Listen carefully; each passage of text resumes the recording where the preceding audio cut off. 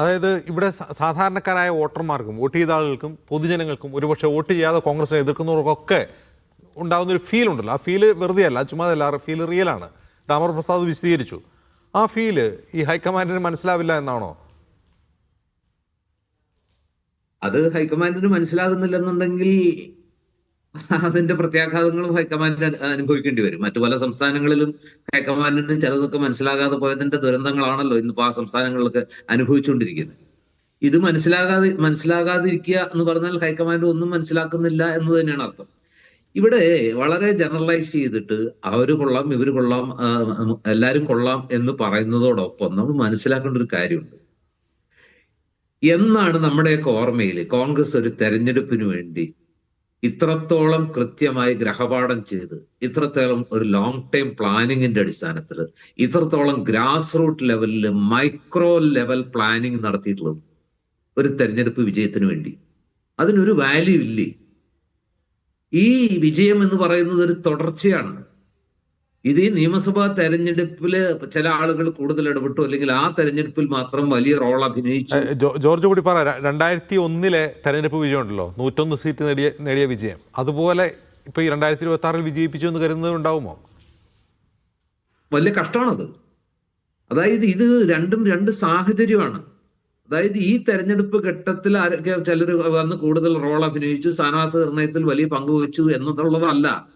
ഇത് ഏത് ഘട്ടത്തിൽ നിന്ന് ഏത് ഘട്ടം വരെ, ഈ നിയമസഭാ തെരഞ്ഞെടുപ്പിന് മുമ്പുള്ള ആ കഴിഞ്ഞ നിയമസഭാ തെരഞ്ഞെടുപ്പിലെ പടുകൂറ്റൻ തോൽവി മുതൽ ഈ നിയമസഭാ തെരഞ്ഞെടുപ്പിലെ പടുകൂറ്റൻ വിജയം വരെയുള്ള ഒരു കാലഘട്ടമുണ്ട്.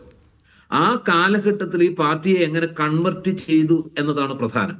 അങ്ങനെ ഈ പാർട്ടിയെ പരിണമിപ്പിക്കുന്നതിൽ ഈ ആത്മവിശ്വാസം നഷ്ടപ്പെട്ട ഒരു കൂട്ടം, ആത്മവീര്യമില്ലാത്ത പ്രവർത്തകര്, അതുപോലെ തന്നെ ഇനി എന്ത് എന്ന് ചിന്തിക്കുന്നിടത്ത് ഒരു വല്ലാത്ത ഒരു ശൂന്യത കാണുന്ന ഒരു അവസ്ഥയിൽ നിന്ന് ഇന്നീ കാണുന്ന ഒരു അവസ്ഥയിലേക്ക് ഒരു തെരഞ്ഞെടുപ്പ് വിജയിക്കാൻ പോകുന്ന ഒരു മുന്നണിയായി, അതും ഇത്രത്തോളം വലിയൊരു വിജയം കൊയ്തെടുക്കാൻ പോകുന്ന ഒരു രാഷ്ട്രീയ യാഥാർത്ഥ്യമാക്കിയിട്ട് കോൺഗ്രസിനെയും UDF-നെയും പരിണമിപ്പിച്ചതിൽ, ആ പരിണമിപ്പിക്കലാണ് യഥാർത്ഥത്തിൽ ഈ വിജയത്തിന്റെ ആധാരം, അടിസ്ഥാനം. അതാരാണ് നിർവഹിച്ചത്? അതാരാണ് അതിൽ കൂടുതൽ പങ്കുവച്ചത്? നിസാം സെയ്ദ് പറയുന്നത് പോലെ ഇത് പാർട്ടിയാണെന്നും പറയുന്നതിൽ അർത്ഥമില്ല. ഈ പാർട്ടിക്ക് ശക്തി പകർന്നവരുടെ കൂട്ടത്തിൽ ജവഹർലാൽ നെഹ്റുവിനെയും അതുപോലെ തന്നെ ഇന്ദിരാഗാന്ധിയും അതുപോലെ രാജീവ് ഗാന്ധിയും മൻമോഹൻ സിംഗിനെയൊക്കെയാണ് നമ്മൾ വാഴ്ത്തുന്നത്. ഇന്ദിരാഗാന്ധി ശക്തി സ്വരൂപിണി, ഇന്നീ കാണുന്ന കോൺഗ്രസിനെ ഈ രൂപത്തിലാക്കിയതിൽ അവരുടെ സംഭാവനകളെ കുറിച്ച് അനുസരിക്കുന്ന എന്തുകൊണ്ടാണ്? അവരുടെ ഒരു നിശ്ചയദാർഢ്യവും കരുത്തും തീരുമാനങ്ങൾ എടുക്കുന്നതിൽ കാണിച്ച ആ ഒരു ആർജവമൊക്കെയാണ്. അതാണ് ഒരു നേതാവിനെ വ്യത്യസ്തമാണ്. എല്ലാവരും തുല്യരാണെന്ന് പറയുന്നത് വളരെ ജനറലൈസ്ഡ് ആയിട്ടുള്ള ഒരു കാര്യമാണ്. ഒരു നേതാവ് എന്ന് പറയുന്നത് അദ്ദേഹം പ്രതിനിധാനം ചെയ്യുന്ന, അദ്ദേഹം നേതൃത്വം കൊടുക്കുന്ന പ്രസ്ഥാനത്തെ ഒരു വിജയ തീരത്തേക്ക് നയിക്കുന്ന കപ്പിത്താനാകണം. ആ കപ്പിത്താന്റെ ആ ഒരു ക്വാളിറ്റി, അതിനെ ഏകാധിപത്യം എന്ന് പറഞ്ഞിട്ട് കാര്യമില്ല.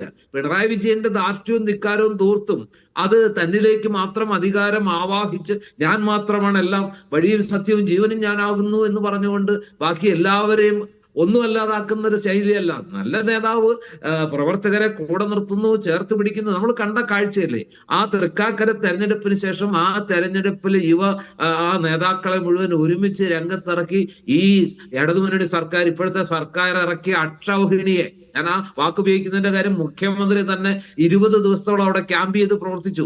മന്ത്രിമാർ ഓരോരുത്തരും ജാതി തിരിച്ച് വീട് കയറി വോട്ട് പിടിക്കാൻ നോക്കി. എന്നിട്ട് ആ അക്ഷൗഹിണിയെ തകർത്തെറിഞ്ഞ് വിജയം വരിച്ചപ്പോ അന്ന് ഈ രാഹുൽ മങ്കുട്ടത്തിനെയും ഷാഫി പറമ്പലിനെയും അതുപോലെ തന്നെ തൃത്താല MLA അവരെയൊക്കെ, ഇപ്പോഴത്തെ തൃത്താലയിൽ ജയിച്ച ആളുകളെയൊക്കെ ചേർത്ത് പിടിച്ച് മൂർധാവിൽ ഉമ്മ വെക്കുന്ന ആ VD സതീശനെ നമ്മൾ കണ്ടതാണ്.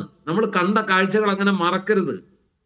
ആ ചെറുപ്പക്കാരെയൊക്കെ ഈ കോൺഗ്രസ് പ്രസ്ഥാനത്തിന്റെ UDF-ന്റെ ആ മുന്നണി പോരാളികളാക്കി മാറ്റി അണിയറയിൽ നിന്നുകൊണ്ട് അവർക്ക് ആത്മവിശ്വാസം, അവർക്ക് അവരുടെ കഴിവുകൾ പ്രകടിപ്പിക്കാനുള്ള അവരെ മുന്നോട്ട് വിട്ടുകൊണ്ടാണ് ഈ പോരാട്ടം നയിച്ചത്.